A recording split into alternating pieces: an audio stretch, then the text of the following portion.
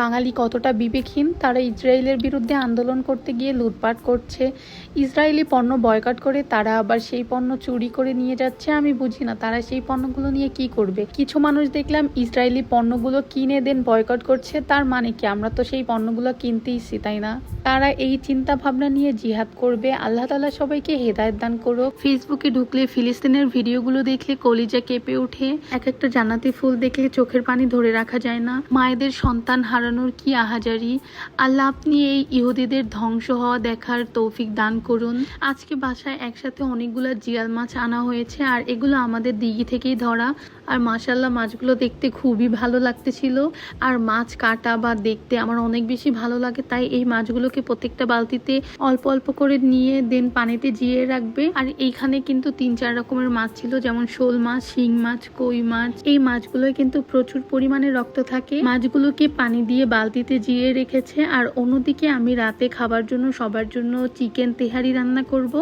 এদিকে আমি চিকেনগুলোকে একদম ছোট ছোট করে কেটে নিয়েছি, সেমভাবে আলুও কেটে নিয়েছি। তেহারিতে আলু দিলে আমার অনেক বেশি ভালো লাগে। এরপর হচ্ছে আলুগুলোকে একদম মুচমুচে করে ভেজে নিব লাল লাল করে। আর আমি মাঝখানে আলু খাচ্ছিলাম, এই আলুগুলো একদম ফ্রেঞ্চ ফ্রাইয়ের মতো হয়ে গিয়েছে। এই তো চিকেনগুলোকে আমি সুন্দর করে একদম লাল লাল করে ভেজে নিয়েছি, সাথে আলুও ছিল। এরপর সেম কড়াইতে আমি দিয়ে দিয়েছি 2 মুঠের মতো পেঁয়াজ কুচি এবং সামান্য পরিমাণে তেল। এরপর এখানে তেহারিতে রান্না করা সব মশলা দিয়ে ভালোভাবে মশলাটাকে কষিয়ে নিয়েছি। এরপর এখানে অনেকটা পরিমাণে কাঁচামরিচ দিয়েছি, যেহেতু এখানে কোনো গুঁড়ামরিচ ইউজ করব না। এরপর আমি আগে থেকে ভেজে রাখা মাংসটাকে দিয়ে দিয়েছি, ভালোভাবে মশলার সাথে কষিয়ে নিয়েছি। এরপর এখানে 2 চামচের মতো তেহারি মশলাও ইউজ করেছি, যেহেতু আমার বাসায় ছিল। আর এখানে আমি 1 কাপের মতো দুধও দিয়েছি। এরপর মাংসটাকে মিডিয়াম জালে অন্য চুলায় বসিয়ে রেখেছি, যাতে মাংসটা একটু সিদ্ধ হয়ে যায়। অন্য চুলায় কড়াইতে আমি সামান্য পরিমাণে তেল দিয়ে পেঁয়াজ কুচি দিয়ে পেঁয়াজটা হালকা করে ভেজে দেন পোলাওর চাল দিয়ে দিয়েছি। আমি আগে থেকেই পোলাওর চালটা ধুয়ে নিয়েছি। দেন হচ্ছে পোলাওর চালটা যখন টালা হয়ে গিয়েছে, এরপর আমি কষানো মাংসটা দিয়ে দিয়েছি। মাংসটা দিয়ে চালের সাথে 1 মিনিটের মতো কষিয়ে দিন। এখানে আমি পরিমাণ মতো পানি দিয়ে দিব।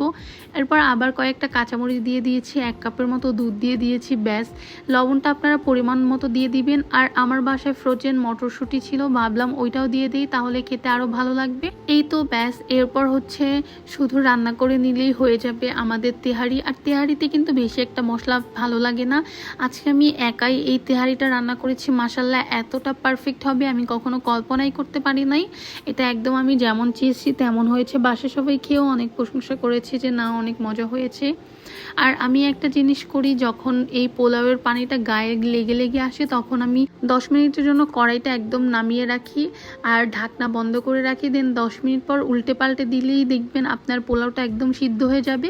দেন আমি 10-15 মিনিটের মতো এটাকে একটু মিডিয়াম জালে দমে রেখে দিই। এতে একদম রেডি হয়ে যাবে ঝরঝরে তেহেরি।